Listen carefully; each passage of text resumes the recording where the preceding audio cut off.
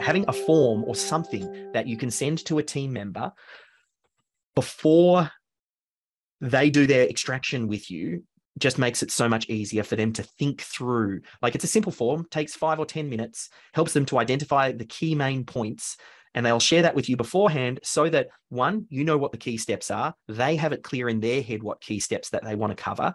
And once you understand, it makes it easier also for you to guide and direct. You'll get really good at asking questions and knowing when do you need more detail. When is, hey, let's keep this moving. You know, maybe we don't need that point. You've gone down this little side rabbit hole of something that's a very odd exception that's going to very rarely happen, and we probably don't need to systemize for that. So you'll get good at reading and understanding that. And part of this is this pre-extraction form where you can do some of that thinking.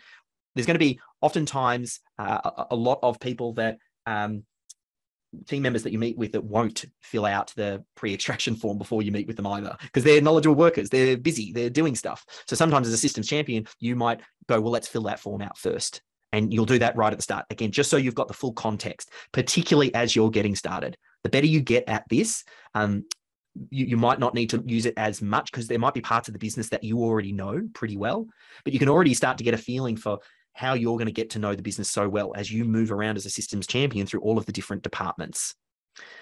The training covers this idea of what are the essential elements of a system. And the more that I've done this, these really are the key things. If you get this right, you go a really long way to making sure that the system is useful. First, you want to cover why. That's about setting the context. And one of the areas that we talked about in the overcoming resistance triangle, you want to set a little bit of a context of where does this system fit into the bigger picture, and why is it important, and what that goes into the system overview up the top. Next, you want to identify the trigger. What kickstarts this system?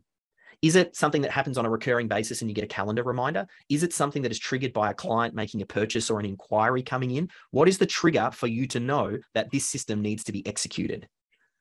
Then the next critical component here is the critical steps. Obviously, then identifying what are the critical steps that you're going to go through. And we talk about, having those as little, almost like mini headlines. You should be able to read each line of those critical steps without going into all of the detail and still have a flow or an understanding of what steps need to get complete for this to happen.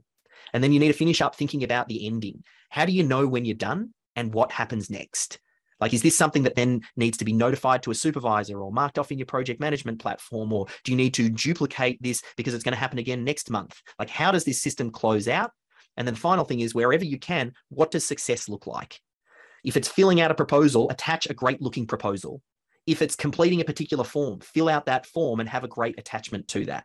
If you put these 5 essential elements into the system, your systems will become infinitely more effective and clearer for the person who's going through it to understand what needs to be done.